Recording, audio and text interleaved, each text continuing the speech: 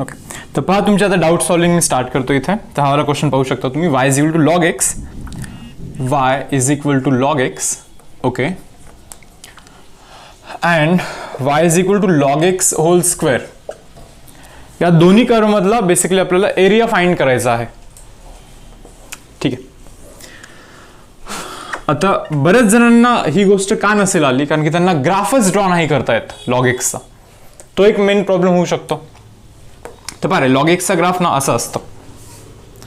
पहा आता मला पाठ आहे म्हणून मी डायरेक्टली ड्रॉ करू शकतो, पण तुम्ही असा विचार केला पाहिजे. सो जेव्हा एक्सचा व्हॅल्यू 1 आहे ना, हे पहा एक्सचा व्हॅल्यू ज्यावेळेस 1 आहे ना, तर वायचा व्हॅल्यू 0 होतो. एक्स 1 टाका, लॉग 1 0 असतो, बरोबर ना, म्हणजे वायचा व्हॅल्यू 0 होतो. सो एक्सचा व्हॅल्यू 1, वायचा व्हॅल्यू 0, म्हणजे इथून कुठून तरी स्टार्ट झाला तो. इथून पुढे असा असतो, इथून पुढे असा असतो. ओके, ते म्हणणार हे असंच का सर, एक्झॅक्टली असं का नाहीये. ओके, तर आता याच्यासाठी तुम्ही असा विचार केला पाहिजे, एक्सच्या जागी खूप मोठी काहीतरी व्हॅल्यू मी टाकून देतो, ई रेस टू इन्फिनिटी. पहा ना, ई म्हणजे 2.71 समथिंग काहीतरी असताना, रेस टू पॉवर खूप मोठी काहीतरी 100 व्हॅल्यू टाका. चलो, ई रेस टू 100 खूप मोठा असणार आहे की नाही, म्हणजे एक्सच्या जागी खूप मोठी व्हॅल्यू टाकाल ना तुम्ही, बरोबर. इथे टाकाल ना ई रेस टू 100 जर का टाकाल ना तुम्ही, 100 बाहेर येतो नाही का, मग लॉग इतर 1च बनतो, म्हणजे याचा व्हॅल्यू 100 होतो, वायचा व्हॅल्यू 100 होतो. म्हणजे x value e raise to 100 कराल तर वायची व्हॅल्यू 100 पर्यंत जाईल, नाही का, जाईल कुठेतरी. म्हणजे मला हा पॉईंट समजतो, तो पॉईंट समजतो, आणि त्याच्यानंतर मी आता असा विचार करतो इथे की एक्सच्या जागी खूप खूप खूप छोटी व्हॅल्यू टाकतो मी. खूप छोटी म्हणजे काय, 0.00001 मे बी समथिंग, नाही का. पण तसं करण्याऐवजी मी काय करेन माहिती का, जस्ट सिम्प्लिसिटीसाठी एक्सच्या जागी ई रेस टू -100 टाकतो. हे पहा, हे पण तर छोटंसं व्हॅल्यू आहे, ई रेस टू -100 छोटंसं व्हॅल्यू आहे, म्हणजे 1/e रेस टू 100 असतो ना. ई म्हणजे 2 पॉईंट समथिंग, रेस टू 100 हे खूप मोठं, म्हणजे 1/, खूप मोठा, खूप छोटा असतो. सो तुम्ही ॲग्री करतायत की नाही, x equal to e raise to -100 हा खूप छोटा आहे, म्हणजे खूप खूप खूप खूप छोटा आहे, 0.0000 समथिंग असं काहीतरी असेल तो. मग वायचा व्हॅल्यू काय बनतो माहिती ना रे, ई रेस टू -100 ज्यावेळेस तुम्ही टाकाल एक्सच्या जागी, हा -100 बाहेर येतो, लॉग इथं बनतो 1. सो आन्सर बनतो -100. म्हणजे एक्सची व्हॅल्यू ज्यावेळेस फार छोटी आहे, तर त्यावेळी वायची व्हॅल्यू फार मोठी आहे, पण निगेटिव्ह मध्ये. एक्सची व्हॅल्यू फार छोटी आहे, वायची व्हॅल्यू फार जास्त निगेटिव्ह आहे. म्हणजे इकडे कुठेतरी पॉईंट येईल. म्हणजे ग्राफ तर असंच आहे ना, ग्राफ तर असंच असेल. ओके, यानंतर पाहता लॉग एक्स होल स्क्वेअरचा ग्राफ पाहिजे तुम्हाला. याचा पण जर का तुम्ही ग्राफ ड्रॉ केला की संपला विषय. एक्सच्या जागी जर का तुम्ही 1 टाकाल, इथे 1 टाकाल, लॉग 1 तर 0 बनतो, 0 स्क्वेअर 0 बनतो, म्हणजे एक्सच्या जागी 1 टाकाल, एक्सच्या जागी 1 टाकाल तर वायची व्हॅल्यू परत 0च बनते. म्हणजे हा पण तर पासिंग पॉईंट असलाच पाहिजे, त्या पण ग्राफचा. ठीक आहे, चलो आणखीन कोणता पासिंग पॉईंट आहे मग इथे या ग्राफमध्ये. एक्सच्या जागी मी थोडीशी मोठी व्हॅल्यू टाकून पाहतोय, लाईक से फॉर एक्झाम्पल एक्सच्या जागी मी टाकतोय से ई रेस टू 100, बरोबर ना. एक्सच्या जागी ई रेस टू 100 टाकलाचा होल स्क्वेअर करतो, नाही का, समजतं का, हे ई रेस टू 100चा होल स्क्वेअर करेन. हे असं मल्टिप्लिकेशन नाही होत, बरं, मल्टिप्लिकेशन नाही होत इथं, आधीच सांगतो. Okay, log e raise to 100 काय असतो, 100 इथे आला की हा 100 बनतो, सिम्पल. 100चा स्क्वेअर 10,000 बनतो. Okay, done. म्हणजे इथे मला असं समजतं की एक्सची व्हॅल्यू जर का 100 असेल तर वायची व्हॅल्यू आहे 10,000. म्हणजे एक्सची व्हॅल्यू ज्यावेळेस 100 आहे ना, सॉरी 100 नाही रे बाबा, ई रेस टू 100, सॉरी. एक्सची व्हॅल्यू ज्यावेळेस ई रेस टू 100 आहे ना, बरोबर, एक्सची व्हॅल्यू ई रेस टू 100 ज्यावेळेस आहे ना, त्यावेळेस वायची व्हॅल्यू ना 10,000 आहे, म्हणजे अरे खूप जास्त होते. या ग्राफच्या केसमध्ये एक्सची व्हॅल्यू ई रेस टू 100 होता, वायचा व्हॅल्यू 100च होता. एक्सचा व्हॅल्यू ई रेस टू 100 म्हणजे ई रेस टू 100 कुठेतरी येईल, बट वायचा व्हॅल्यू फक्त 100 आहे. बट इथे एक्सचा व्हॅल्यू ई रेस टू 100 असते वेळी वायचा व्हॅल्यू 10,000 म्हणजे असा वर जातो. सो असा ग्राफ आहे बरं इकडे, म्हणजे असा खूप वरती जातो. आणि इथे असा ग्राफ आहे. तुम्ही परत म्हणाल मला की हे कसं काय, हे बघ मला ऑलरेडी थोडीशी बेसिक अंडरस्टँडिंग आहे, बेसिक कॉन्सेप्ट वगैरे समजा माझे जर का चांगले असेल तर मला असं अंडरस्टँडिंग येईल की हा असंच ड्रॉ करायचं. ओके, पहा आता तुम्ही हे असं का ड्रॉ केलं असणार. मी एक्सची व्हॅल्यू इथे 1 होती, नाही का रे, एक्सची व्हॅल्यू इथे 1 होती. एक्सची व्हॅल्यू 1 पेक्षा जर का कमी कराल तुम्ही, बरोबर ना, एक्सची व्हॅल्यू 1 झाल्यावरतीच वायचा व्हॅल्यू 0 होता ना, म्हणजे तोच पॉईंट होता ना. एक्सची व्हॅल्यू जर का कमी कराल ना तुम्ही, 1 पेक्षा पण कमी कराल ना, तुम्हाला माहिती पहा लॉग 1 जर का 0 बनत असेल तर लॉग 1 पेक्षा कमी मीन्स 0.1 वगैरे हा निगेटिव्ह बनतो. पण निगेटिव्हचा काय करायचं, स्क्वेअर करायचा. मग निगेटिव्ह जरी बनत असेल पण त्याचा स्क्वेअर कराल तर तो वरती पॉझिटिव्ह बनून जाईल, बरोबर. नसेल समजलं तर पहा, दाखवतो मी तुम्हाला.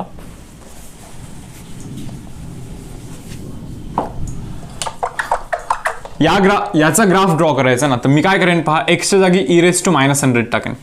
म्हणजे खूप छोटी व्हॅल्यू टाकायचं ठरलं ना आता, एक्सच्या खूप छोटीशी व्हॅल्यू टाकायचं ठरलं, आणि पाहूया काय होतं त्याचं, नाही का, त्याचं काय होईल पाहूया तरी. मग वायची व्हॅल्यू काय बनते माहिती का, लॉग ऑफ e⁻100 बनतो, बरोबर ना. एक्स्ट्रा हे टाकतोय तर होल स्क्वेअर करायचं आपल्याला. So y is equal to, हे पहा -100 खाली येतो आणि लॉग ईचा व्हॅल्यू तो 1 बनतो, बरोबर, आणि याचा रेस्ट पॉवर 2 बनतो, म्हणजे वायचा व्हॅल्यू 10,000 बनतो परत. सो भाऊ म्हणजे एक्सचा व्हॅल्यू खूप कमी जरी असेल ना, e⁻100 जरी असेल तरी वायचा व्हॅल्यू खूपच जास्त, म्हणजे असा वरती जातोय तो. तुम्ही बोलाल हा सर इथे खूप वरती, म्हणजे हे आम्हाला समजलं सर, बरोबर. इकडे पण वरती जायचं ना, मग हे असंच का केलं, इथे स्मूथ का केलं माहिती का, बिकॉज हा जो फंक्शन आहे ना, हा डिफरन्शिएबल आहे इथे. तुम्ही म्हणणार काय बोलतो हा डिफरन्शिएशन, वायचा derivative dy/dx that is equal to काय रे, एक्सचा स्क्वेअरचा डेरिव्हेटिव्ह 2x असतो की नाही, इंटू हा एक्स आहे का नाही, डमी एक्स असेल तर त्याच्या डेरिव्हेटिव्हने मल्टिप्लाय करायचं, केलं ना मल्टिप्लाय. हा पॉईंट काय 1 आहे ना, एक्स इक्वल टू 1 टाकाल इथे, तर डेरिव्हेटिव्ह एक्झिस्ट करतो की नाही. फंक्शन जर का डिफरन्शिएबल असेल तर तो स्मूथ असतो, माहिती ना मिनिंग. डिफरन्शिएबल मीन्स स्मूथ कर्व असतो. सो इथे शार्प कॉर्नर नकोय, स्मूथ पाहिजे असं.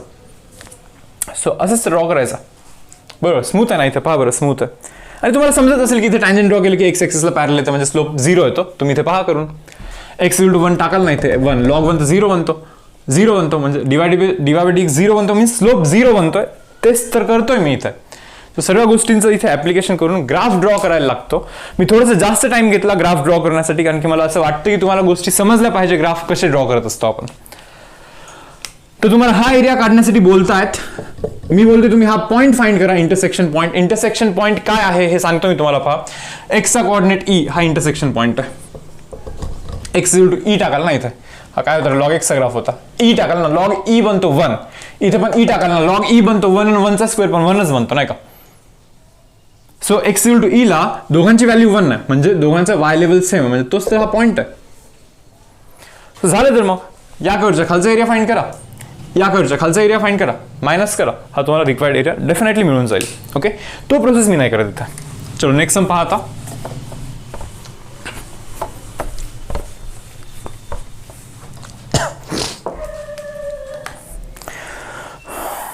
पहा, integration of x divide by x raise to 4 - 1 असा एक डाऊट होता एकाचा. तर पहा इथे हा थोडासा सिंपल आहे तसा. मी याला x स्क्वेअरचा स्क्वेअर -1चा स्क्वेअर लिहितो, बरोबर. इथे 2 ॲडजस्ट करतो, इथे पण 2 लिहितो. x स्क्वेअरला t ठेवला तर हा तर dt बनतो ना, x स्क्वेअरचा डेरिव्हेटिव्ह 2x, बरोबर. मग याला t ठेवा, हा dt बनतो, हा t स्क्वेअर -1 स्क्वेअर म्हणजे x स्क्वेअर a स्क्वेअरचा फॉर्मॅट बनतो. सो याचं तुम्ही इंटिग्रेशन करू शकता, करेक्ट. यानंतरचा पहा, integration of 1 divide bye cos x bracket 1 plus cos x. हा जो क्वेश्चन आहे रे, नोटीस करा तुम्ही याला काहीतरी लिहू शकता नक्कीच. याला मी 1 divide bye cos x -1 divide bye 1 plus cos x लिहू शकतो, सिम्पल. याला मी असं लिहू शकतो. तुम्ही म्हणणार कसं काय, हा इथे जातो, करत तरी पहा तरी करून काय होतं. 1 प्लस cos x हा इथे गेला, मायनस हा इथे गेला, cos x whole divide by दोघांचा multiplication, like cos x into 1 plus cos x, हे cancel, 1 bye cos x into 1 plus, अरे तोच तर हा. म्हणजे मी त्याला तसं लिहू शकतो. मग झाला, इथेच विषय क्लोज आहे याचा. 1 bye cos x means sec x integration तुम्हाला येतो, काढा. 1 plus cos x means 2 cos square x by 2, वरती गेला 1 cos स्क्वेअर खालती वरती गेला की sec स्क्वेअर x बाय 2, आणि sec स्क्वेअर x बाय 2 चं परत इंटिग्रेशन तुम्हाला माहिती, करेक्ट. सो हे पुढे करण्याची गरज नाही आता मला. नेक्स्ट सम पहा आता. पहा आता मी काय करतोय, सिक्वेन्सेस सिरीजचा जो 15 MCQचा असाइनमेंट दिला होता त्यातले काही तुमचे डाऊट सॉल्व्ह करता. तर पहा, क्वेश्चन्स आहेत पहा. 7 square plus 8 square plus 9 square plus 20 square आहे तिथे ॲक्च्युली, बट तिथे dash dash dash up to 20 square असं पाहिजे होता. सो थोडंसं मिस्टेक आहे तिथे. ओके, हे करायचं आपल्याला. तुम्हाला माहिती 1 square plus 2 square plus 3 square up to plus 4 square plus 5 square plus 6 square plus 7 square plus 8 square up to 20 square is equal to summation of r square. हे आर स्क्वेअरचा फॉर्म आहे ना, आर स्क्वेअरचा फॉर्म आहे ना. कोणताही rth term is given by r square, fifth term 1 2 3 4 5, fifth term is given bye 5 square, sixth term is given by 6 square. So rth term is given by r square. So हा general series आहे r स्क्वेअरचा from 1 to 20. समजतं काय. पण याच्यामध्ये आपल्याला फक्त ही इतकीच गोष्ट फाइंड करायची, हे तुम्ही समजून घ्या, बरोबर मुलांना. सो ही गोष्ट तिकडे जाऊन मायनस होईल, ही गोष्ट तिकडे जाऊन मायनस होईल. ओके, हवं तर त्याला तुम्ही असं करू शकता पहा, याला पण तुम्ही summation of up to 6 square असं लिहू शकता. ओके, बट मॅन्युअली करायचं असेल तर मॅन्युअली केलं तरी काही प्रॉब्लेम नाही. मी याला असं लिहू शकतो पहा बरं, हा पण तर समेशन ऑफ आर स्क्वेअर आहेच आहे फ्रॉम 1 to 6, 1 पासून 6 पर्यंत हा पण तर समेशन ऑफ आर स्क्वेअर आहेच आहे. प्लस ही जी गोष्ट आपल्याला फाइंड करायची that is equal to summation of r square from 1 to 20. तुम्हाला माहिती ना आर स्क्वेअरचा फॉर्म्युला काय असतो, n into n plus 1 into 2n plus 1 divide by 6 plus ही काहीतरी आहे गोष्ट नाही का, n into again n plus 1 divide by 2n plus 1 divide by 6. इथे यांच्या जागी 20 टाकायला लागेल तुम्हाला, बरोबर, यांच्या जागी 20 टाकायला लागेल, इथे यांच्या जागी तुम्हाला 6 टाकायला लागेल. हा गोष्ट ऑटोमॅटिकली कॅल्क्युलेट कराल तुम्ही हा तिकडे जाऊन मायनस करून. ठीक आहे, नेक्स्ट सम पहा आता. ओके, तर सम पहा, 9th टर्म ऑफ एपी 0 म्हणे, एपीचा 9th टर्म 0 आहे म्हणे. Okay, T1 T2 T3 T4 T5 T6 वाढत T9 येईल, T10 येईल, T11 येईल, पुढे जाऊन T कुठेतरी 19 येईल, पुढे जाऊन T29 येईल. पहा दिसतात तर मला 19 आणि 29 दोनच गोष्टी दिसतात इथं, बरोबर. ते बोलतात की हा 9th टर्म 0 आहे म्हणे. हे पहा यांचं आपल्याला रिलेशनच नाही आहे. जर काही सर्वजण एपीमध्ये असतील तर इथून कट करून हे सर्वजण पण एपीमध्येच तर असतात. लाईक 2 4 6 8 10 हे एपीमध्ये असतील तर हे कट करून हे पण तर एपीमध्येच तर असतात. आणि एपीमध्ये आपल्याला माहिती पहा की एंडवाले जे दोन टर्म्स असतात ना त्यांचं जर का तुम्ही ॲव्हरेज कराल तर मिडल टर्म येतो. पहा हे जे दोन टर्म्स आहेत ना T9 प्लस T29 यांचं ॲव्हरेज कराल तर मिडल टर्म येतो. तुम्ही मला बोलणार तो मिडल टर्म कशावरून, 19 वाला टर्म मिडल टर्म कशावरून, बरोबर. तर मी तुम्हाला असं सांगतोय पहा,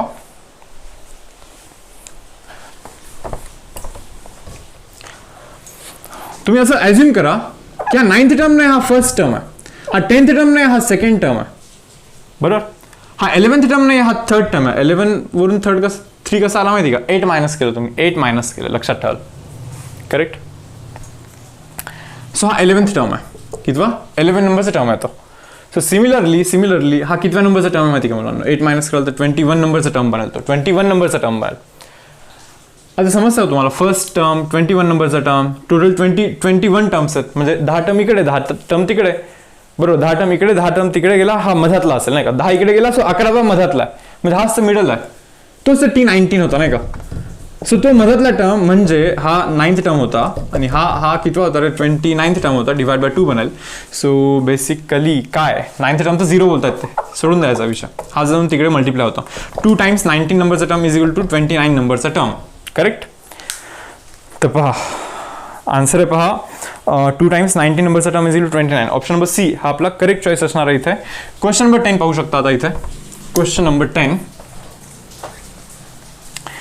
XYZ are in AP. XYZ AP मध्ये बोलतात ते, ठीक आहे. XYZ are in AP. मग ते पुढे बोलतात आपल्याला YZ ZX आणि XY हे कशामध्ये आहेत मला आता काय माहिती कसं करणार. तर पहा XYZ एपी मध्ये बोलतात ना, एक काम करा, X ला 1 बोला, Y ला 2 बोला, Z ला 3 बोला, काय फरक पडतोय. ते बोलतात XYZ एपी मध्ये. सो ॲज्युम करा एखादा एपी ॲज्युम करा, X ला 1 बोला, Y ला 2 बोला आणि Z ला 3 बोला. 1 2 3 एपी मध्येच तर असतात. Y into Z means 6, yes. Z into X means 3. X into Y that means 2. So तुम्हाला हे जज करायचं की 6 3 2 हे कशामध्ये एपी मध्ये तर नाही, शुअर आहे. 3 चा डिफरन्स आहे, 1 चा डिफरन्स, शुअर एपी मध्ये नाही. जीपीए काय, हा जीपीए काय, याला हाफ केलं की हा येतो, याला हाफ केलं की हा नाही येत, हा जीपी पण नाहीये.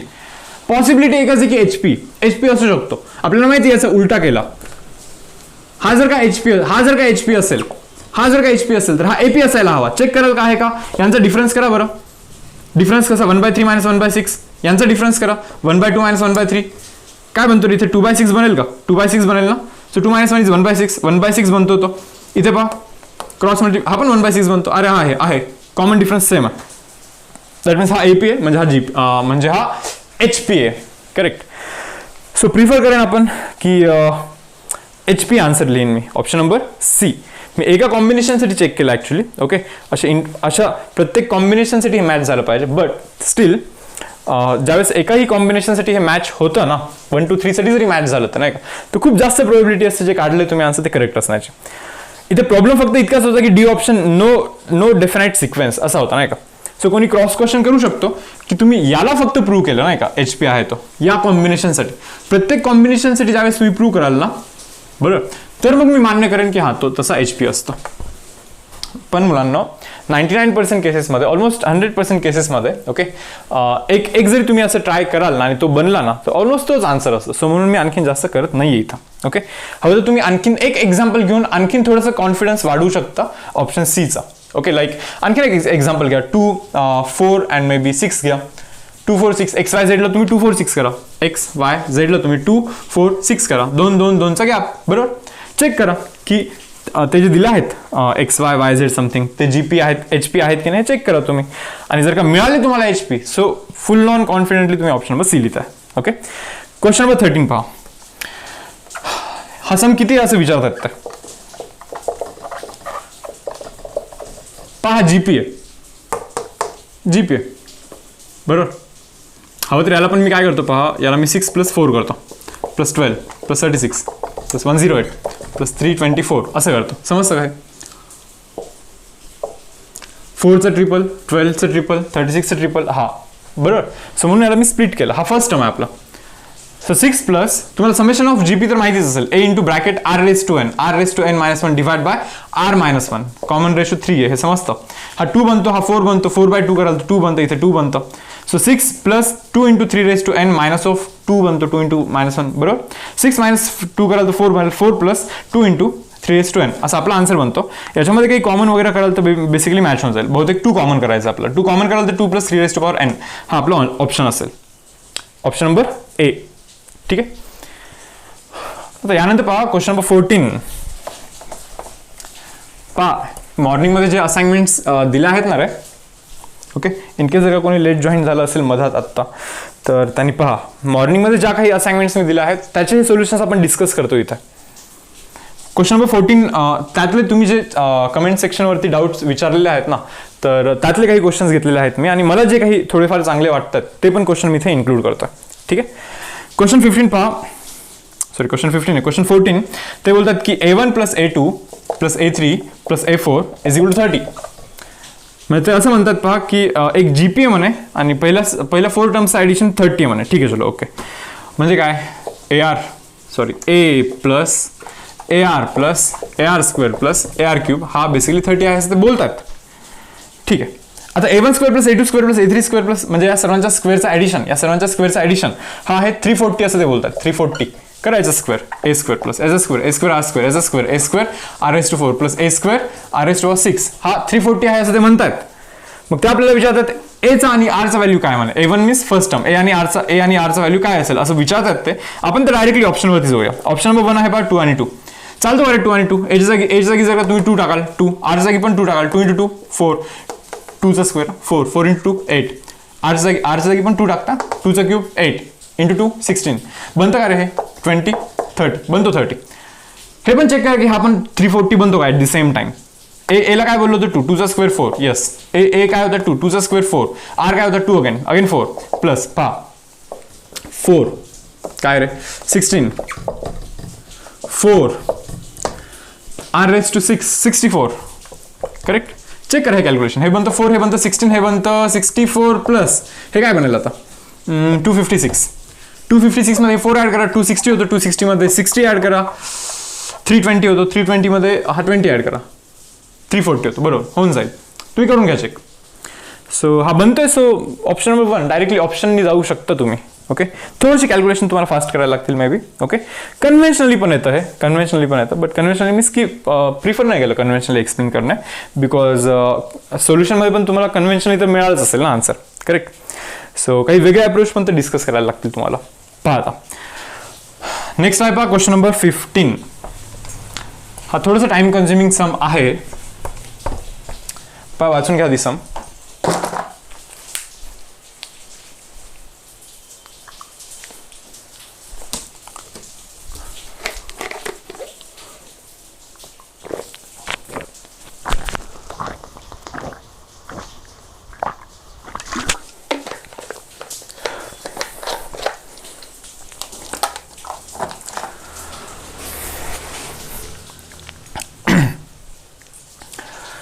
काय बोलतात, what is the number of terms common to the arithmetic progressions. 2 AP दिलेत त्यांनी, 3 आहे, 7 आहे, 11 आहे. थोडंसं पुढचं पण मी लिहितो पहा. काय गॅप आहे रे, 4चा गॅप आहे. 15 आहे, 19 आहे, 23 आहे, 27 आहे, 31 आहे, 35 आहे, 39 आहे, 43 आहे, and so on up to 407 पर्यंत. ठीक आहे, चलो सेकंड AP. 2 आहे, 9 आहे, 16 आहे, 7चा गॅप आहे. ओके, 7 ॲड करायचं आपल्याला. 7 ॲड कराल तर 23 बनतो ना, 23 करेक्ट. 7 ॲड कराल 30 बनतो, 7 ॲड कराल 37 बनतो. की रॉंग तर नाही करत ना मी. 2 9 16 यस, 23 30 37 44 51 58 65 अँड सो ऑन. पहा काही कॉमन निघत असेल तर. मला वाटतं 23 कॉमन आहे. इथे तुम्ही पाहाल तर 23 कॉमन आहे. येस, 23 नंतर हे पहा असे किती टर्म्स कॉमन आहेत हे आपल्याला फाइंड करायचं आहे. 23 नंतर कोणी कॉमन दिसतं का तुम्हाला? पहा मुलांना, 23 नंतर कोणी कॉमन दिसतं का? मला वाटतं इथे थोडंसं आणखीन लिहिलं असतं ना आपण. 43 नंतर 4 ॲड करायचं, 47 बनतो आणि त्याच्यानंतर 51 बनतो. 51 तुम्हाला कॉमन भेटलं असतं नंतर, बरोबर. पहा ही जी सिरीज आहे ही सिरीज जाणार आहे 709 पर्यंत. मोठी सिरीज आहे ही सिरीज छोटी आहे, 407 पर्यंत जाणार आहे. आणि तुम्हाला हे पण समजतं की या सिरीजमधलं पुढचं टर्म आणि याच्यात थोडंसं आधीचाच टर्म मॅच करतोय. या सिरीजमधलं भरपूर पुढचा आणि या सिरीजमधलं थोडंच पुढे जाऊन मॅच करतोय. म्हणजे ही सिरीज लवकर संपणार आहे. सो आपल्याला तर हे फाइंड करायचं मुलांना की असे किती टर्म्स आहेत याच्यामध्ये नाही का, कॉमन टर्म्स फाइंड करायचे आहेत ना. कॉमन टर्म्स जर का फाइंड करायचे असतील आपल्याला करेक्ट, तर दोघांमध्ये पाहिजे. आता तुम्ही हे समजून घ्या की पहिला कॉमन आलाय 23 हा वाला, नंतरचा कॉमन येतो 51. तुम्ही थोडंसं व्यवस्थित नोटीस कराल ना तर हे 28 आहे. हे किती आहे? 28 डिफरन्स आहे, दोघांचा डिफरन्स 28 आहे. 28च्या डिफरन्समध्ये बेसिकली तो कॉमन टर्म येत राहणार आहे पुढे. 28च्या डिफरन्समध्ये याच्यात परत 28 जर तुम्ही ॲड कराल ना तर किती होतं रे? 59 69 79 बनेल कॉमन टर्म. असंच परत ॲड करत राहा कुठेपर्यंत? 407 पर्यंत. किती येते? 407च आहे ना. येस, 407 पर्यंत. 407 पर्यंत आपल्याला असा बेसिकली 28 ॲड करायचा आहे.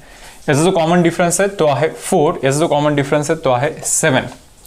सो 7 आणि 4चा जो LCM आहे तो येतो 28 आणि 28च्या गॅप नंतरच ते बेसिकली दोघांचे टर्म्स मॅच करायला लागतील.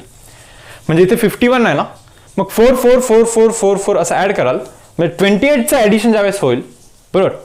मग इथे पण 7 7 7 7 4 टाइम्स जर का ॲड कराल तर तोच टर्म इथे पण बनेल असं मला सांगायचं आहे.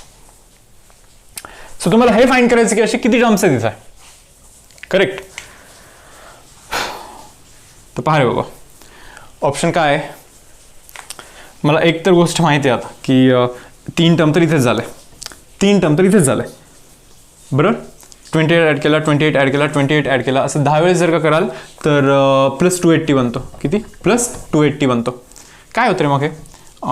7 बनतं, इथे 1 बनतं, 9 10 1 0. अरे काय करतं, एक मिनिट आहे, काहीतरी रॉंग केलं, सॉरी. 79 होतं ना. 3 टर्म तर इथेच झाले. आणखीन 10 टर्म झाले. आणखीन 10 टर्म ज्यावेळेस कॉमन होतात तर त्यावेळी काय होतं माहिती का? 280 ॲड होतं ॲक्च्युली. पण याच्या पुढचा कॉमन टर्म म्हणजे 28 ॲड करतो, याच्या पुढचा कॉमन टर्म म्हणजे आणखीन 28 ॲड करतो. मग ज्यावेळेस 10 टर्म संपतात 280 ॲड होतो, 9 बनतो. इथे किती बनतं रे? 6 बनतं, इथे 1 बनतं, इथे 369 बनतं. म्हणजे असे 10 टर्म्स तर मी ॲड केले ना इथे. मग 10 टर्म ॲड केल्यानंतर म्हणजे टोटल 13 टर्म झाल्यानंतर हा कॉमन बनतो नाही का. प्लस आणखीन एक 28 ॲड करतो मी. काय बनतं रे? 7 बनतं, इथे 1 बनतं, इथे 9 बनतं, इथे 3 बनतं. आणखीन एक टर्म ॲड केला ना मी आत्ता बरोबर ना. याच्यानंतर जर का 28 ॲड कराल ना तुम्ही तर तो याच्या पुढे जाणार आहे तो. सो किती टर्म्स कॉमन आहेत? एवढेच टर्म्स कॉमन आहेत. 14 टर्म्स कॉमन आहेत टोटल. किती? 14 टर्म्स इथे कॉमन आहेत मुलांना. ठीक आहे, पहा नेक्स्ट क्वेश्चन. पहा आता हा सिक्वेन्स सिरीज झाला. आता घेतोय इंटिग्रेशन मधले काही क्वेश्चन्स. इंटिग्रेशन जो दुसरा असाइनमेंट होतं ना, integration, definite integration, probability, binomial, त्यातले आता काही क्वेश्चन्स घेतोय पहा लेक्चर थोडंसं लेंदी होतोय पहा, थोडंसं फास्ट घेण्याचं ट्राय करतोय आता आम्ही. क्वेश्चन 14 आहे पहा इंटिग्रेशनच्या असाइनमेंटमधून, 1/2 + cos x. ओके, याला काय करायचं माहिती का, 2ला 1 + 1 करायचं आणि तुम्हाला माहिती 1 + cos x is 2 cos square x/2, 2 cos square x/2. मग तुम्हाला समजलं असेल इथे की cos स्क्वेअरने डिवाइड करायचा. कशाने डिवाइड करायचं मुलांना, cos स्क्वेअरने.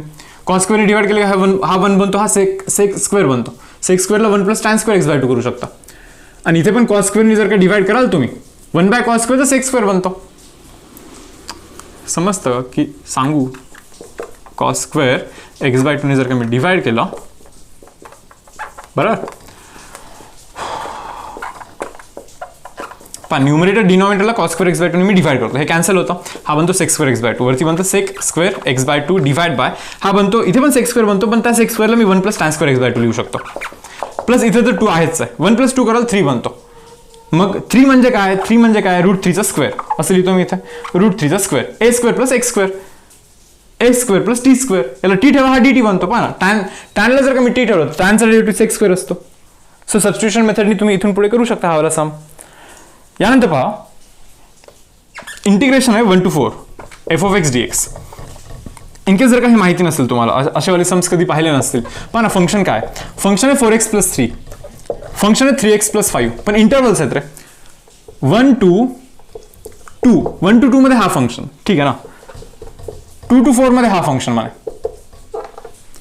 1 to 2 मध्ये हा फंक्शन, 2 to 4 मध्ये हा फंक्शन, आणि तुम्हाला माहिती 1 to 4 इंटिग्रेशन करायचं, 1 पासून 4 पर्यंत. मग याचं काय केलं पाहिजे माहिती, 1 पासून 2 पर्यंत एकदा इंटिग्रेशन केलं पाहिजे, प्लस 2 पासून 4 पर्यंत एक वेळेस इंटिग्रेशन केलं पाहिजे. का, कारण की या लिमिटसाठी वेगळा फंक्शन, या लिमिटसाठी हा फंक्शन, करेक्ट, आणि या लिमिटसाठी 2 पासून 4 पर्यंत हा फंक्शन. फंक्शनच डिफरंट आहे ना, फंक्शनच डिफरंट आहे ना. सो याचं इंटिग्रेशन कॅल्क्युलेट करा, याचं इंटिग्रेशन कॅल्क्युलेट करा, ऍड करा, तुम्हाला आन्सर मिळून जाईल. ओके, यानंतर बघा हे रब करतोय मी, sin raised to 11x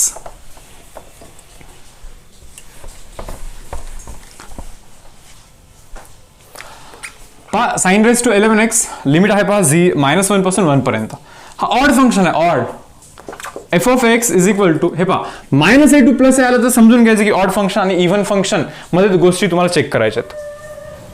so f(x) is equal to sin x raised to power 11 असं आहे. बरं आहे, f of -x टाकतो, x जागी -x टाकला तर इथे बनतं sin of -x raised to power 11. So f of -x is equal to, हे पहा sin of -x means minus of sin x, raised to power 11 तर आहेच आहे ना, that means f of -x is equal to, हे पहा मायनसचा power 11 is मायनसचा ऑड पॉवर कराल तर मायनसच बनतो, आणि sin x तर राहतच आहे, sin x raised to 11 तर राहणारच इथे. म्हणजे तुम्हाला समजतं का, हे f of -x is equal to minus of f of x, हाच तर f of x होता, हाच तर f of x आहे आपला हा. सो ऑड फंक्शन आहे, ऑड फंक्शनचा integration from -a to +a हा 0 असतो, बरोबर. ऑड फंक्शनचा इंटिग्रेशन हा -a to +a हा 0 असतो. आणि इनकेस जर का एखाद्याला नसेल येत ऑड फंक्शन इव्हन फंक्शन काय, मग जेव्हा केव्हा -a to +a पाहाल ना, आन्सर तुम्ही 0च लिहित जा. मी असं नाही म्हणत की 0च येतं आन्सर, इव्हन फंक्शन असेल तर मी दुसरं पण येऊ शकतं नाही का, बट ॲटलीस्ट प्रोबॅबिलिटी तरी हाफ बनते ना, एक तर फंक्शन ऑड असेल ना तरी इव्हन असेल, बरोबर. नसेल येत तर 0 फेकण्याचा ट्राय करा. ठीक, पाहिलं आता पुढे इंटिग्रेशन आहे -1 to +1 log of 2 - of x divided by 2 + x.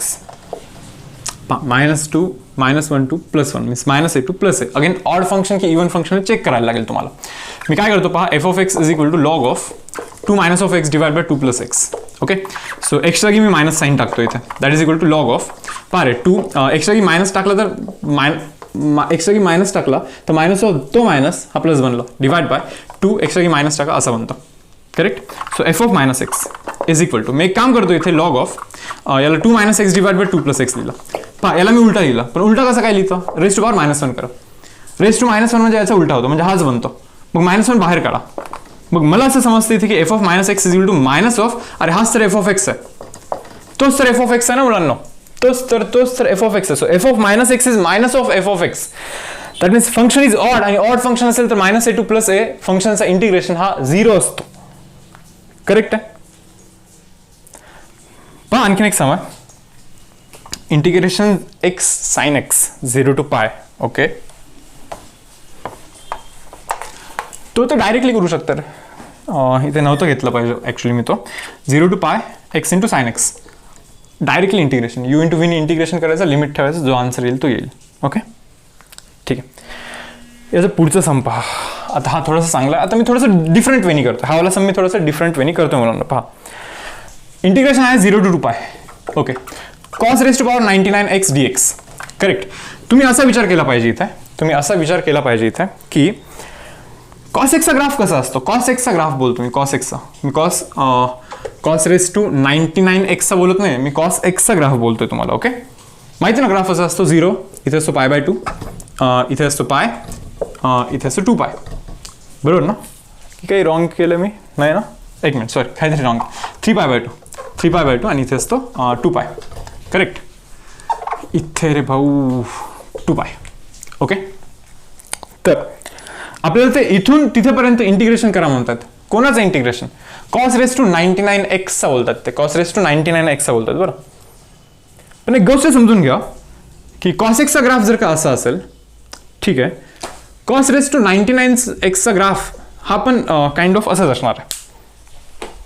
Similar pattern follow करणार तो. सिमिलर पॅटर्न मे बी असं काहीतरी असेल. मे बी असं असेल.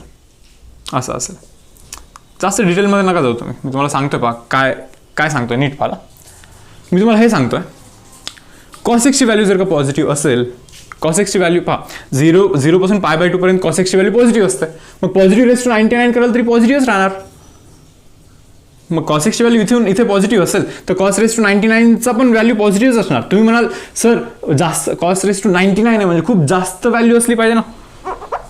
खूप जास्त व्हॅल्यू असली पाहिजे ना. माहीत नाही अरे पण इथून स्टार्ट होतो ग्राफ. आता एक्झॅक्टली कसा थोडंसं ड्रॉ करणं त्याच्यावरती जास्त फोकस नाही करताय. इथून स्टार्ट झाला पाहिजे ना. इथे 0 टाकलं तर बेसिकली 1च बनेल. 1/99 1च बनेल म्हणजे स्टार्ट इथून झाला पाहिजे होता. हा 0 हा 1 नाही इथे. ओके ही लेवल. ओके ठीक आहे. एंड पण इथेच झाला पाहिजे. एंड पण शेवटी इथेच झाला पाहिजे असं मला म्हणायचं आहे. ठीक आहे. तर पण सांगायचं काय मला इथे विषय असा आहे की 0 पासून π/2 पर्यंत हा कॉस एक्सचा जो ग्राफ आहे किंवा कॉस एक्सचा व्हॅल्यू पॉझिटिव्ह असल्यामुळे रेज टू पॉवर 99 पण पॉझिटिव्हच राहणार आहे. π/2 पासून 3π/2 पर्यंत कॉस एक्सचा व्हॅल्यू निगेटिव्ह आहे. निगेटिव्ह पहा ना खाली आहे. बरोबर ना. सेकंड टू थर्ड क्वाड्रंट होतो नाही का. थर्डचा एंड पर्यंत. तर ही व्हॅल्यू निगेटिव्ह असल्यामुळे कॉस एक्सची व्हॅल्यू निगेटिव्ह असल्यामुळे रेज टू पॉवर 99 पण निगेटिव्हच असतो. म्हणजे ग्राफ एक्स ॲक्सिसच्या खाली गेला पाहिजे. तो ग्राफ हा एक्स ॲक्सिसच्या खाली गेला पाहिजे. मे बी आता तो इथे जाईल इथेपर्यंत जाणार आहे. तो ग्राफ जाईल मे बी असा काय माहिती आता एक्झॅक्टली कसं जाणार. मी इतकं इंटरेस्टेड नाही आहे की एक्झॅक्टली कसा ड्रॉ केला पाहिजे त्याला. ओके पण एक जनरल टेंडन्सी माहिती मला की हे असं आहे. त्याच्यानंतर 3π/2 to 2 पाय म्हणजे 270 पासून 360 पर्यंत ग्राफ हा डेफिनेटली पॉझिटिव्ह असेल. कॉस एक्सचा व्हॅल्यू पॉझिटिव्ह असतो म्हणून रेज टू पॉवर 99 तो पण पॉझिटिव्ह असतो. सो ग्राफ वरती ड्रॉ करतोय आणि होतं असं हे पाहून तुम्हाला मे बी असं समजेल की हा एरिया पॉझिटिव्ह येतो हा एरिया पॉझिटिव्ह येतो हा एरिया निगेटिव्ह येतो हा एरिया निगेटिव्ह येतो. हे दोघे एकमेकांना कॅन्सल करतात. Answer should be 0. आन्सर किती आला पाहिजे 0. इथे 99 काय इथे काही राहू द्या कोणता पण ऑड नंबर राहू द्या. ऑड आन्सर 0च येणार. कोणताही ऑड नंबर जर का इथे राहील ना रे मुलांना तर समजून घ्या कॉस एक्स पॉझिटिव्ह असेल ना तर ही पण गोष्ट पॉझिटिव्ह असेल वरतीच असेल.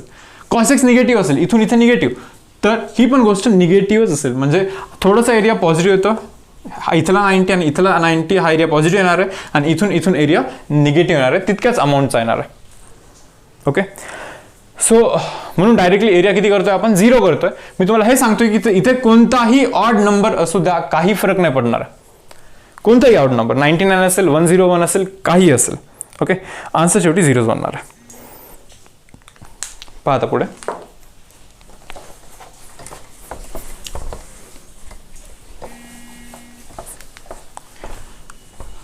तुमच्याकडे वेज आहेत बरं आणखीन मुलांना.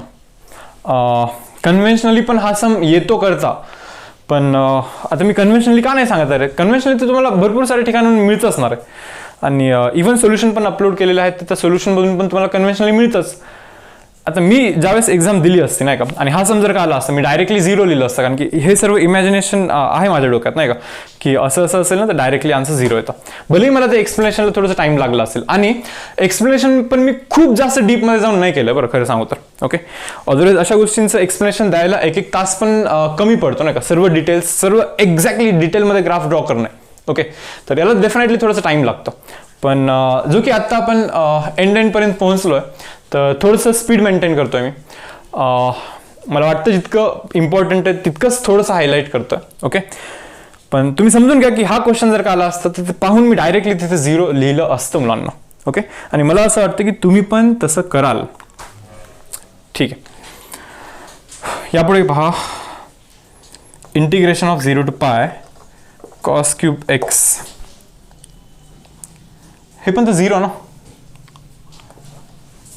काय शिकले आत्ता आपण आत्ता काय शिकलेलं पहा, cos x चा ग्राफ हा होता ना, 0 इथे असतो, इथे असतो π/2, इथे असतो पाय, बरोबर. cos x 0 पासून π/2 पर्यंत पॉझिटिव्ह असतो, हे पॉझिटिव्ह असेल तर त्याचा क्यूब पण पॉझिटिव्ह असतो. आता cos क्यूबचा ग्राफ कसा येईल मला माहित नाही रे, येईल मे बी असा, माहित नाही, मे बी येऊन जाईल असं काहीतरी नाही का. पण तुम्हाला हे समजतं का की हा आणि हा पोर्शन एक्झॅक्टली सिमेट्री आहे, करेक्ट. मग कॉस क्यूबचा इथे जसा पोर्शन असेल एक्झॅक्टली इथे पण सेम तसंच असेल मे बी असं, करेक्ट.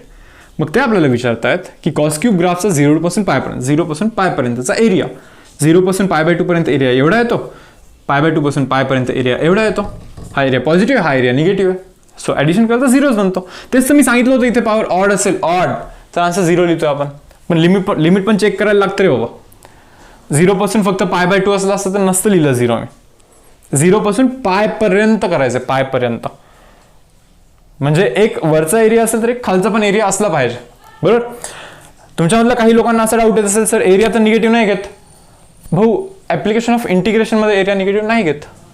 आपण ऍप्लिकेशन ऑफ इंटिग्रेशन नाही करत आहे, आपण डेफिनेट इंटिग्रेशनचा सम आहे. ऍप्लिकेशन ऑफ डेफिनेट इंटिग्रेशनचा सम नाही, एरिया काढण्याचा समच नाही हा ऍक्च्युली.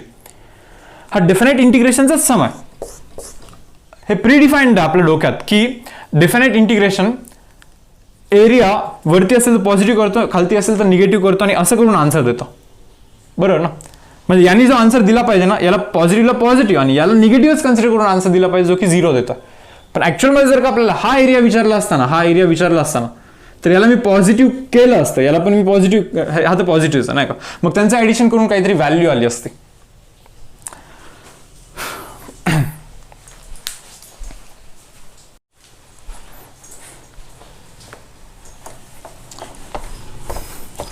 पहा नेक्स्ट सम.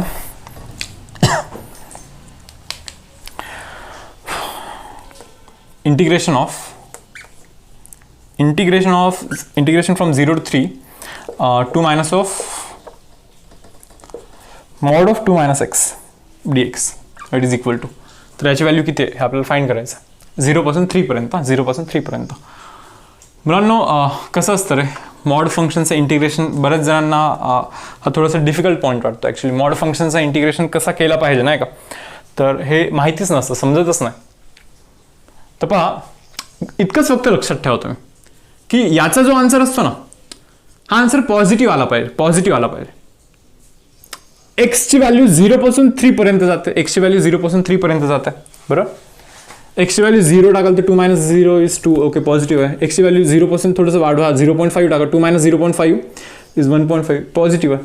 एक्सची व्हॅल्यू वाढवत राहा, एक्सची व्हॅल्यू 2 करा, 2 minus 2 is 0 बनतो, ठीक आहे. एक्सची व्हॅल्यू 2 पेक्षा जास्त वाढवाल ना तुम्ही, इथं 2.1 कराल ना, 2 minus 2.1 हा -0.1 बनतो, म्हणजे आतमधल्याची व्हॅल्यू निगेटिव्ह बनते.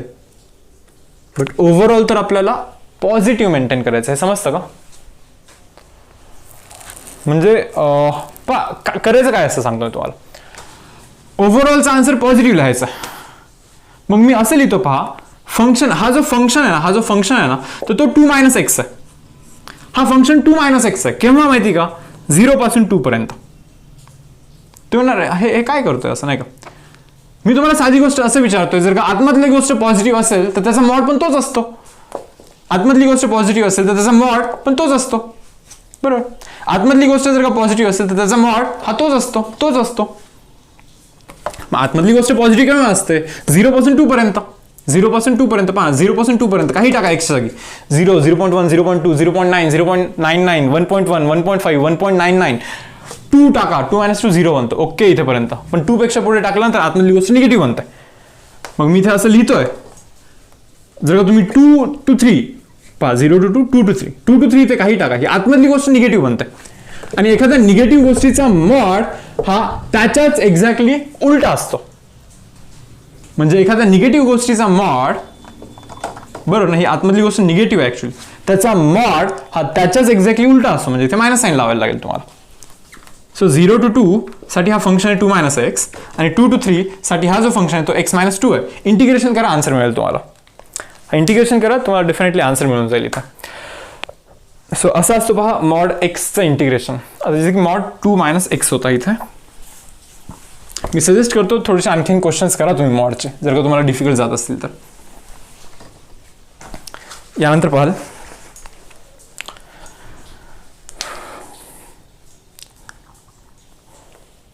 Integration a to b x by mod x.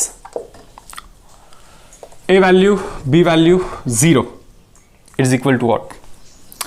x by mod x. ते म्हणतात a आणि b दोघे पण 0 पेक्षा कमी आहेत म्हणे.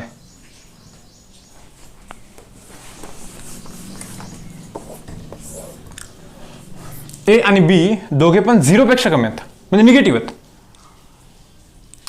ठीक आहे ना, दोघे पण निगेटिव्ह आहेत.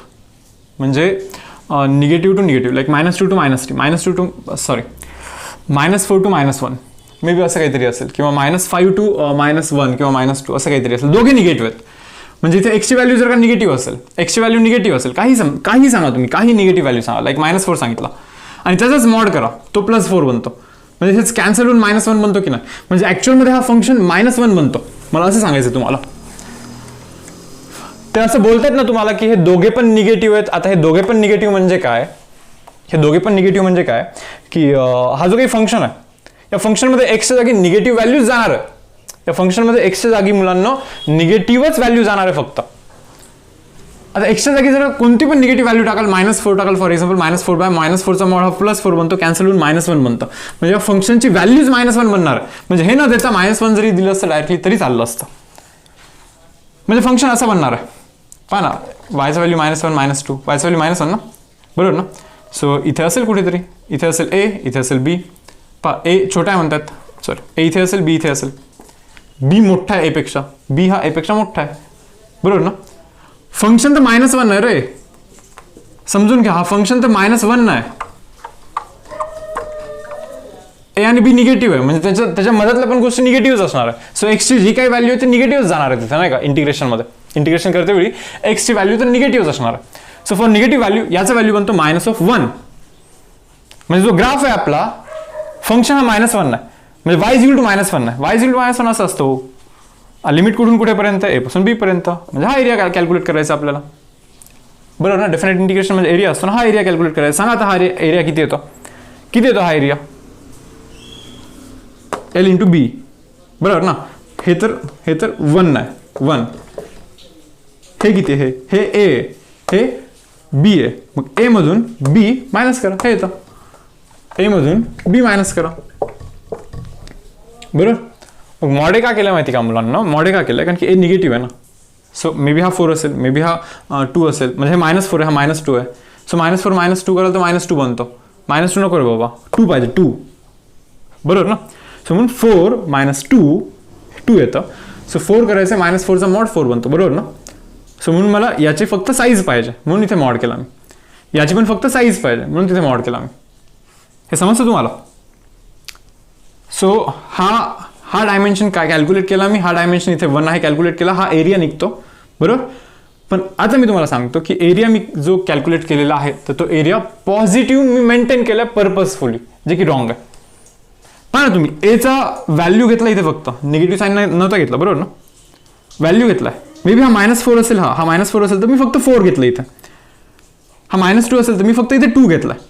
4 - 2 कराल तर 2 बनतं. 2 × 1 केला मी इथं, 2 × 1 केला. सो एरिया जो काही असेल तो निघेल. फॉर एक्झाम्पल मी एक्झाम्पल म्हणून सांगा 4 2 अशा व्हॅल्यूज. पण हा जो एरिया आहे तो एरिया तर x ॲक्सिसच्या खालती, एरिया तर असला पाहिजे निगेटिव्ह. सो याच्या उलटा आन्सर आला पाहिजे, like mod of b - of mod of a. असा आन्सर आला पाहिजे. समजतं का मुलांना तुम्हाला हे? तर हा असा फंक्शन आहे पहा. ठीक आहे, मी रब करतोय. आता पहा मी ओके, तर पहा दुसरा अप्रोच जो की एकदम सिंपल आहे. आत्ता जो सांगितला त्याच्यापेक्षा तर बेटर हा सिंपल आहे. हा केला पाहिजे होता actually. X bye mod x कराल तर तो -1 बनतो. म्हणजे आपलं ठरलं ना, एक्सचा व्हॅल्यू निगेटिव्ह असेल, एक्सचा व्हॅल्यू जर का निगेटिव्ह असेल तर निगेटिव्ह व्हॅल्यू इथे टाकला तर हा याचा ओव्हरऑल व्हॅल्यू -1 बनत असतो फ्रॉम A to B. करा -1चं इंटिग्रेशन -x बनतो फ्रॉम A to B. एकदा B टाकताय तुम्ही -b बनतो, मायनस ऑफ एकदा A टाकताय -a बनतो. डन. सो काय बनतं रे, A - B आन्सर बनतं आपलं. पण A - B असं आन्सरमध्ये नाही आहे, मॉडच्या फॉर्ममध्ये आन्सर आहे. मॉडच्या फॉर्ममध्ये आन्सर आहे म्हणून समजून घ्या. मॉडच्या फॉर्ममध्ये आन्सर आहे. A - B हे तर करायचं आहे आपल्याला नाही का. ते बोलतात ए हा छोटा आहे, बी हा मोठा आहे. ए हा छोटा आहे म्हणजे काय, मे बी A -4 आहे, मायनस. बी हा मोठा आहे म्हणजे काय, बी मे बी -2 आहे. जस्ट एक्झाम्पल घेतो रे मी असं रिअल नंबर लाईनवरती. 0, -1, -2, -3, -4, -5 समथिंग असं. करेक्ट. एचा व्हॅल्यू -4 इथे आहे, बीचा व्हॅल्यू -2 इथे आहे. Just for example. So A - B जो ॲक्च्युअलमध्ये आन्सर आहे आपला नाही का, तर तो किती बनतो माहिती का, इथे -2 बनतो, -2 बनतो.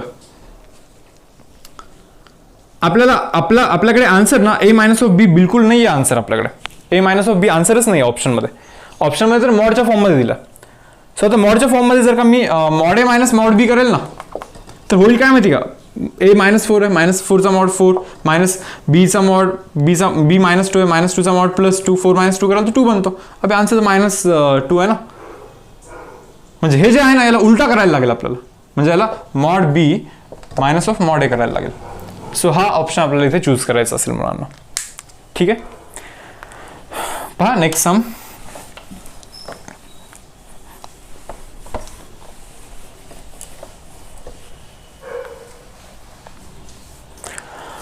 पहा 47 नंबरचा एक सम घेतोय प्रोबेबिलिटीमधून. Probability of India winning a match against England is 2/3. Probability of winning is 2/3. ठीक आहे, चलो.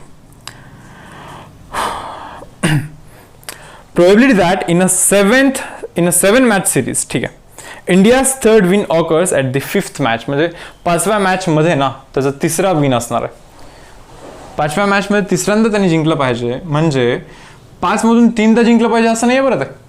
ते बोलतात की 5th मॅच मधला 3rd विन पाहिजे. 5th मॅच मध्ये त्यांचा इंडियाचा 3rd विन पाहिजे. म्हणजे पहिल्या 4 मॅच मध्ये त्यांनी 2 मॅच जिंकल्या पाहिजे. जिंकण्याची प्रोबेबिलिटी 2/3 आणि हरण्याची प्रोबेबिलिटी 1/3 हा difference 2 at the same time means and 5th match जिंकला पाहिजे. आता जिंकण्याची प्रोबेबिलिटी असते 2/3. सो म्हणून इंटू करायचं नाही का. पहा मी काय लिहितो नीट पाहिलं. 5th मॅच मध्ये जर का 3rd विन पाहिजे असेल, 5th मॅच मध्ये 3rd विन पाहिजे असेल, so out of 4 India needs to win 2 matches. Correct.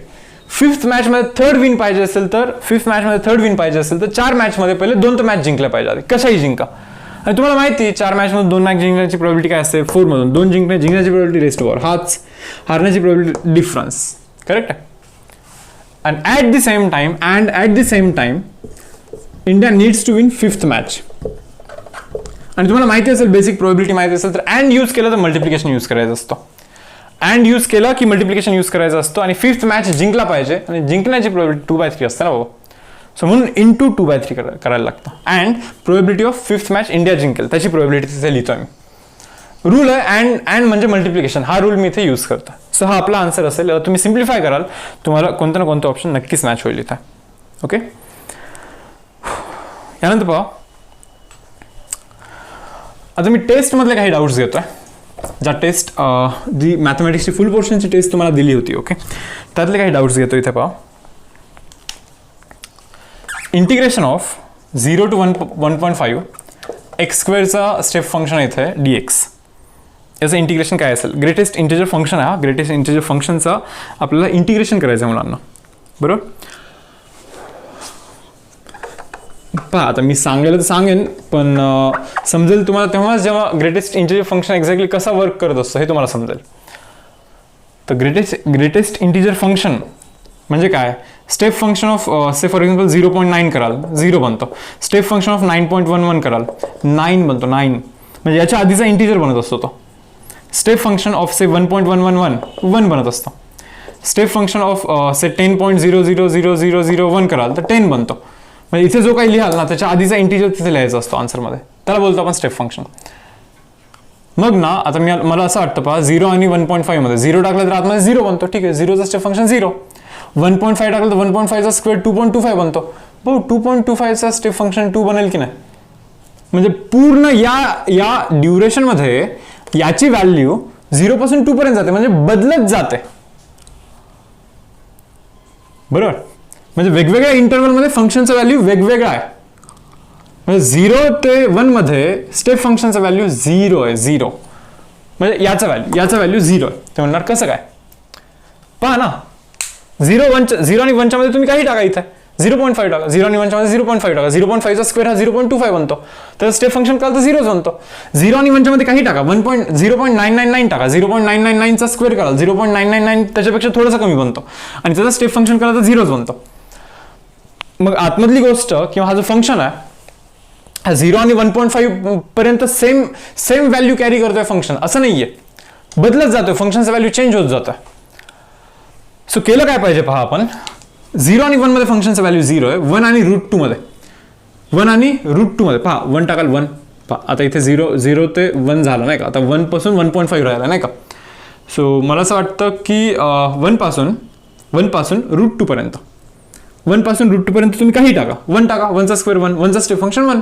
1.1 टाका, 1.1 टाका, 1.1चा स्क्वेअर 1.21 बनेल, त्याचं स्टेप फंक्शन 1 बनतो. म्हणजे 1 पेक्षा जर का तुम्ही जास्त व्हॅल्यू टाकाल ना तर याचा ओव्हरऑल स्टेप फंक्शनचा व्हॅल्यू बनतोय 1.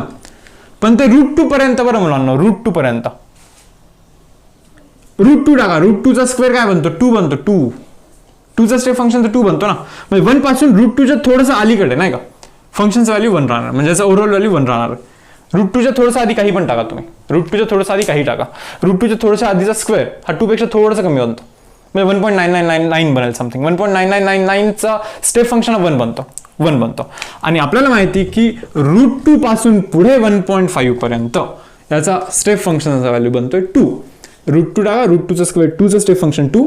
√2 पेक्षा जास्त काही टाका, लाईक 1.5 पर्यंत कोणती पण गोष्ट टाका. 1.5 टाकलं तर 1.5चा स्क्वेअर 2.25 ना, आणि 2.25चा स्टेप फंक्शन हा 2च बनणार ना मुलांना. सो तुम्हाला हे इंटरव्हल सेपरेट करता आले पाहिजे. तुम्ही बोलाल हे का करायचं असतं असं? 0 पासून 1.5 पर्यंत याची व्हॅल्यू बदलत जाते, बरोबर ना. 0 to 1 साठी याची अशी काहीतरी पर्टिक्युलर व्हॅल्यू आहे, 1 to √2 साठी याची अशी काहीतरी पर्टिक्युलर व्हॅल्यू आहे. सो असे सेपरेट करायला लागतील की नाही मुलांना गोष्टी, बरोबर. म्हणजे जर का तुम्हाला कोणी असं विचारलं, एक ग्राफ दाखवलं तुम्हाला नाही का, आणि जर का तुम्हाला विचारलं की चला हा एरिया कॅल्क्युलेट करा, say for example this is 1, so this is 2 and this is 3. हा एरिया कॅल्क्युलेट करा जर का बोललो तुम्हाला नाही का, तुम्हाला माहिती की एरिया म्हणजे काय, इंटिग्रेशन केलं की एरिया निघतो. Area under the curve means y/dx केलं की एरिया निघतो. येस माहिती मला.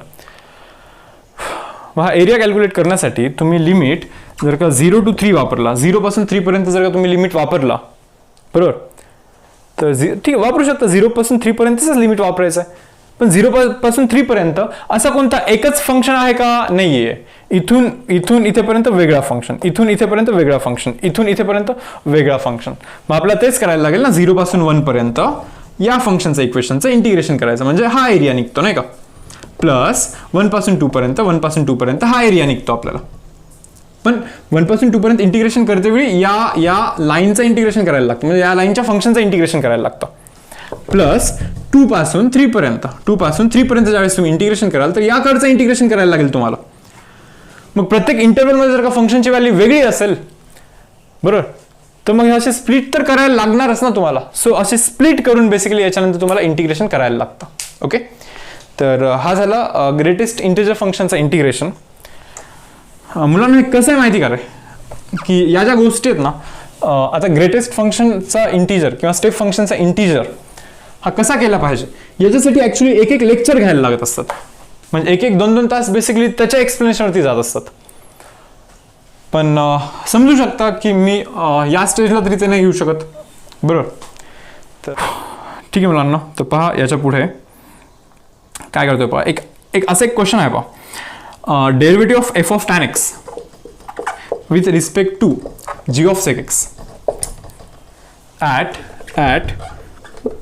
X equal to pi by 4. Derivative of f of tan x with respect to g of sec x. ठीक आहे. एफ ऑफ टॅन एक्स याचा derivative with respect त्याचा derivative म्हणजे काय, याचा आधी डेरिव्हेटिव्ह करायचा डिवाइड बाय त्याचा डेरिव्हेटिव्ह करायचा, बरोबर ना. याचा डेरिव्हेटिव्ह काय असतो, f dash of tan x into tan एक्सचा derivative sec square x. Chain rule माहिती ना तुम्हाला.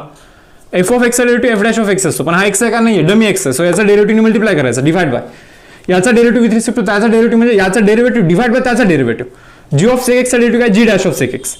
तर जी ऑफ एक्सचा derivative g dash of x असतो, बट इंटू सेक एक्सचा derivative sec x tan x करायला लागेल ना तुम्हाला. Sec x square cancel. At pi by 4 करायचं, पाय बाय 4 वरती डेरिव्हेटिव्ह करायचं म्हणजे 45 टाकायचं ना इथं.